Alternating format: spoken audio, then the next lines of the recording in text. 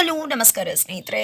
ಏನಾಗ್ತದೆ ಫೈನಲಿ ಇಲ್ಲಿ ಲಕ್ಷ್ಮಿಗೆ ಪ್ರಜ್ಞೆ ಬರ್ತಾ ಇದೆಯಾ, ಜೊತೆಗೆ ಇಲ್ಲಿ ಕಾವೇರಿಗೆ ಎಚ್ಚರಿಕೆ ಕೊಡೋಕೆ ಬಂದಿದ್ಯಾರಪ್ಪ. ಗೊಂಬೆ ಆಡ್ಸೋರು ಹೇಳಿದಾಗೆ ಕಾವೇರಿ ಅಂತ್ಯದ ಕಾಲ ಶುರುವಾಗ್ತಾ ಇದೆಯಾ.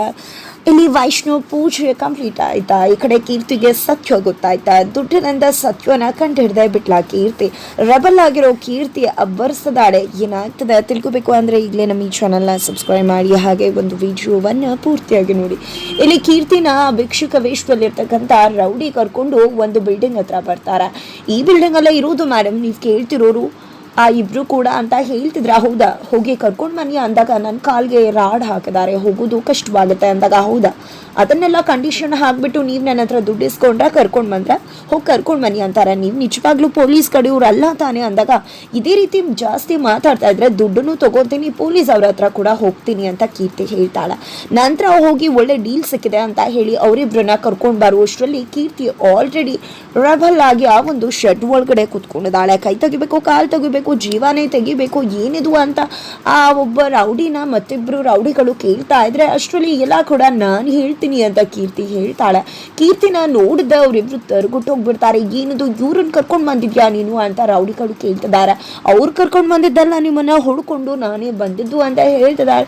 ಜೊತೆಗೆ ಏನಾಗಬೇಕು ನಿಮಗೆ, ಯಾಕೆಲ್ಲ ಬಂದಿದ್ರ, ಸುಮ್ಮನೆ ಇಲ್ಲಿಂದ ಹೊರಡ್ತಾರಿ ಅಂತ ಹೇಳ್ತಿದ್ರೆ ನಾನೇ ಅಲ್ವಾ ನಿಮ್ಮ ಬಾಸು, ನೀವೇ ತಾನೇ ಹೇಳಿದ್ದು, ಅವತ್ತು ಕೂಡ ಸುಪಾರಿ ಕೊಟ್ಟಿದ್ದೆ, ಇವತ್ತು ಕೂಡ ಕೊಡೋಕೆ ಬಂದಿದ್ದೀನಿ ಅಂತ ಅಂತದ್ದಾಗೆ ತಲೆ ಕೆಟ್ಟೋಗ್ಬಿಡುತ್ತೆ ಇಬ್ರು ರೌಡಿಗಳಿಗೂ ಕೂಡ.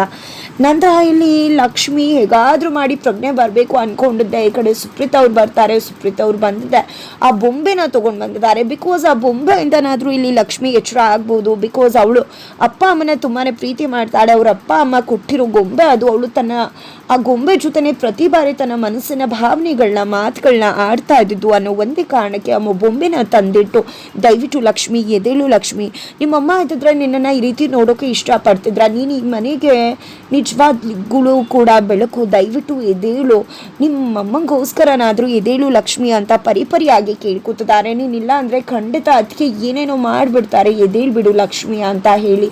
ನಂತರ ಈ ಕಡೆ ರೆಸ್ಪಾಂಡ್ ಮಾಡ್ತಿದ್ದಾಳೆ ಲಕ್ಷ್ಮಿ. ತಕ್ಷಣ ಡಾಕ್ಟರ್ ಕರೀತಾರೆ, ವಿಧಿ ಡಾಕ್ಟರ್ ಹಾಗೆ ಕೃಷ್ಣ ಅವರು ಎಲ್ಲರೂ ಕೂಡ ಬರ್ತಾರೆ. ಇಲ್ಲಿ ಲಕ್ಷ್ಮಿ ರೆಸ್ಪಾಂಡ್ ಮಾಡಿದ್ಲು ಅಂತಿದ್ರೆ ಅದಿಲ್ಲ ಕಾಮನ್ ರೆಸ್ಪಾಂಡ್ ಮಾಡ್ತಾರೆ. ಯಾಕಂದರೆ ನಿಮ್ಮ ಮಾತುಗಳೆಲ್ಲ ಅವರು ಕೇಳಿಸ್ತಾ ಇರುತ್ತೆ, ಬಟ್ ಅವ್ರಿಗೆ ರೆಸ್ಪಾಂಡ್ ಮಾಡುವಷ್ಟು ಶಕ್ತಿ ಇರೋದಿಲ್ಲ ಅಷ್ಟೇ. ಅದಕ್ಕೋಸ್ಕರನೇ ಇಷ್ಟೆಲ್ಲ ಆಗೋದು ಅಂದಾಗ ಇನ್ನೂ ಎಷ್ಟು ಟೈಮ್ ತೊಗೊಳುತ್ತೆ ಅಂದಾಗ ಯಾವಾಗ ತೊಗೊಳುತ್ತೆ ಏನು ಅಂತ ಗೊತ್ತಿಲ್ಲ. ಅವ್ರಿಗೆ ಯಾವಾಗ ರೆಸ್ಪಾಂಡ್ ಮಾಡೋ ಶಕ್ತಿ ಬರುತ್ತೋ ಅವಾಗ ಕಂಡುಬಿಡ್ತಾರೆ ಅಂತ ಡಾಕ್ಟರ್ ಹೇಳ್ತಾರೆ.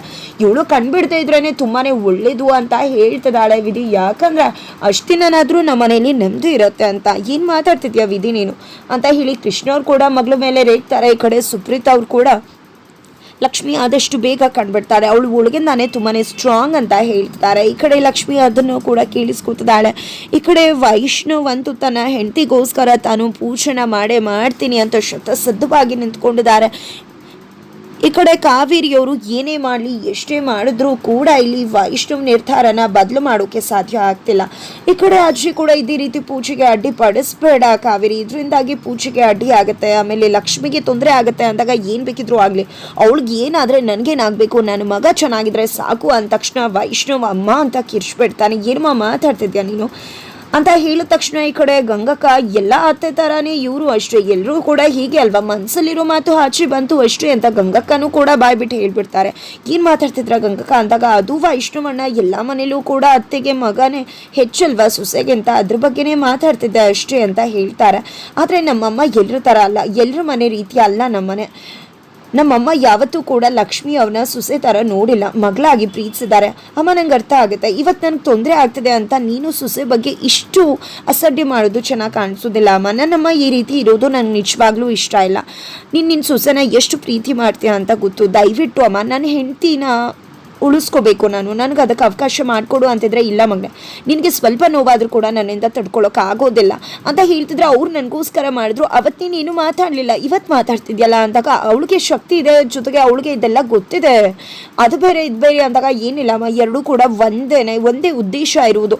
ಸುಮ್ಮನೆ ಏನೇನೋ ಮಾತಾಡಬೇಡಮ್ಮ. ಆದರೆ ಒಂದಂತೂ ಹೇಳ್ತೀನಿ, ನಿನ್ನ ಮಗನ ಜೀವ ಅದರಲ್ಲಿದೆ, ಅವರಲ್ಲಿದೆ. ನಿನ್ನ ಮಗ ಬದುಕುಳಿಬೇಕು ಅಂದರೆ ಲಕ್ಷ್ಮಿ ಹುಷಾರಾಗಬೇಕು, ಮಹಾಲಕ್ಷ್ಮಿಯವ್ರು ಏನಾದರೂ ಇಲ್ಲದೆ ಇದ್ದರೆ ಖಂಡಿತ ನಾನು ಬದುಕೋಕೆ ಸಾಧ್ಯನೇ ಇಲ್ಲ, ನಾನು ಕೂಡ ಸತ್ತೋಗ್ಬಿಡ್ತೀನಿ ಅಂತ ಹೇಳ್ತಾರೆ. ಈ ಮಾತನ್ನು ಕೇಳಿದೆ ಕಾವೇರಿ ಅವ್ರಿಗೆ ಶಾಕ್ ಆಗುತ್ತೆ. ಏನಪ್ಪ ಇದು ನನ್ನ ಮಗ ಈ ರೀತಿ ಮಾತಾಡ್ತಿದ್ದಾನೆ ಅಂತ. ಇಲ್ಲಿ ಗಂಗಕ್ಕಂಗಂತೂ ಖುಷಿ ಆಗ್ಬಿಡುತ್ತೆ. ಇದರಿಂದಾಗಿ ಗೊತ್ತಾಗೋಯ್ತು ವೈಷ್ಣವಣ್ಣ ಲಕ್ಷ್ಮಕ್ಕನ ಎಷ್ಟು ಪ್ರೀತಿ ಮಾಡ್ತಾರೆ ಅಂತ. ಖಂಡಿತ ವೈಷ್ಣವಣ್ಣ ಲಕ್ಷ್ಮಕ್ಕನ ಉಳಿಸ್ಕೋತಾರೆ. ನನ್ನ ಗಂಡನೂ ಕೂಡ ಬಂದಮೇಲೆ ನಿಮ್ಮ ಹತ್ರನೇ ಪೂಜೆ ಹೇಗೆ ಮಾಡೋದು ಅಂತ ಹೇಳಿಸ್ತೀನಿ, ನೀವು ಹೇಳ್ಕೊಡ್ಬೇಕು ಅವ್ರಿಗೆ ಅಂತ ಹೇಳ್ತಿದ್ದಾರೆ. ಗಂಗಾ ಜಾಸ್ತಿ ಮಾತಾಡಬೇಡ ಅಂತ ಕಾವೇರಿ ಅವರು ರೇಗ್ತಾರೆ. ನಂತರ ಅಜ್ಜಿ ನೀನು ಹೋಗು ವೈಷ್ಣವ್, ಕಾವೇರಿ ನೀನು ಏನೇ ಮಾಡಿದ್ರು ಇವತ್ತಂತೂ ನಾನು ಇವನ್ನ ಪೂಜೆ ಅಡ್ಡಿಪಡಿಸೋದಕ್ಕೆ ನಿನ್ನ ಬಿಡೋದಿಲ್ಲ ಅಂತ ರೆಬಲ್ ಆಗಿ ಅಜ್ಜಿನೇ ಚಾರ್ಜ್ ಮಾಡ್ತಾರೆ ಕಾವೇರಿ ಅವ್ರಿಗೆ. ನಂತರ ವೈಷ್ಣವ್ ಕಷ್ಟಪಟ್ಟು ಆ ಪೂಜೆನ ಕಂಪ್ಲೀಟ್ ಮಾಡ್ತಾರೆ. ನಂತರ ದೇವಸ್ಥಾನದಲ್ಲಿ ಮಹಾಮಂಗಳಾರತಿ ಆಗ್ತಿರುತ್ತೆ. ಈ ಕಡೆ ಬಾಮ್ಮ ಅಂತ ಹೇಳಿದಾಗ ಇವಾಗ ಸಮಾಧಾನ ಆಯ್ತಾ ಮಗನೆ, ನಿನ್ಗೆ ಏನು ಬೇಕೋ ಅದನ್ನ ಮಾಡಿದ್ಯಲ್ಲ ಅಂತಾಗ ನಿನ್ನ ಮಗ ನೆಮ್ಮದಿಯಾಗಿರೋದು ಬೇಡವಾಮ ನಿನಗೆ ಅಂತ ವೈಷ್ಣವಿ ಹೇಳ್ತಾನೆ. ನನ್ನ ನೆಮ್ಮದಿನೇ ಕಿತ್ಕೊಂಡ್ಬಿಟ್ಟಿಯಲ್ಲ ಮಗನೆ, ಲಕ್ಷ್ಮಿ ಇಲ್ಲದೆ ಬದುಕೋದಿಲ್ಲ ಅಂತಾಗಲೇ ನಾನು ಹೇಗಿರಲಿ ಅಂತ ಹೇಳ್ತಿದ್ದಾರೆ ಮನಸ್ಸಲ್ಲೇ ಕಾವೇರಿಯವರು. ನಂತರ ಮಹಾಮಂಗಳಾರತಿ ಆಗುತ್ತೆ. ನಂತರ ಪ್ರಸಾದ ಕೊಡ್ತಾರೆ. ಪುರೋಹಿತರು ಕೂಡ ಈ ಒಂದು ಪ್ರಸಾದನ ನೀವು ಯಾರಿಗೆ ಹಚ್ಚಬೇಕು ಅನ್ಕೊಂಡಿದ್ರ, ಹುಷಾರಾಗಬೇಕು ಅನ್ಕೊಂಡಿದ್ರ ಅವ್ರಿಗೆ ಹೋಗಿ ಹಚ್ಚಿ ಅಂತ. ಈ ಕಡೆ ಕಾವೇರಿಯವರಂತೂ ನನ್ನ ಮಗ ನನ್ನ ಕೈ ತಪ್ಪು ಹೋಗ್ತಿದ್ದಾನೆ, ಇದಕ್ಕೆಲ್ಲ ಕಾರಣ ಲಕ್ಷ್ಮಿನ, ಯಾವುದೇ ಕಾರಣಕ್ಕೂ ಈ ರೀತಿ ಆಗೋದಕ್ಕೆ ಬಿಡಬಾರ್ದು ಅಂತಿದ್ರೆ ಆ ಕಡೆ ಕೀರ್ತಿಯ ರೌಡಿಗಳ ಮೇಲೆ ಅಬ್ಬರಿಸಿದಾಳೆ, ರುಚಿಗೆದ್ದಾಳೆ. ಈ ಕಡೆ ರೌಡಿಗಳನ್ನ ತರಾಟೆಗೆ ತಗೋತಿದ್ದಾಳೆ, ಜೊತೆಗೆ ದುಡ್ಡಿಂದ ಡೀಲ್ ಮಾಡೋಕೆ ಮುಂದಾಗ್ತಿದ್ದಾಳೆ. ನಾವು ಹಾಗೆ ಹೀಗೆ ನಮ್ಮ ಒಂದು ಈ ಫೀಲ್ಡ್ರಲ್ಲಿ ನಮ್ಮದು ನಿಯತ್ತು ಮುಖ್ಯ, ಹಾಗೆ ಹೇಗೆ ಅನ್ನೋರು ದುಡ್ಡು ಮುಂದೆ ಎಲ್ಲ ನಿಯತ್ತನ್ನ ಕೂಡ ಮರಿಬೇಕಾಗುತ್ತೆ. ಇದಕ್ಕೆಲ್ಲ ಕಾರಣ ಯಾರು ಅನ್ನೋ ಸತ್ಯನ ತೆರೆದಿಟ್ಟೇ ಬಿಡ್ತಾರೆ.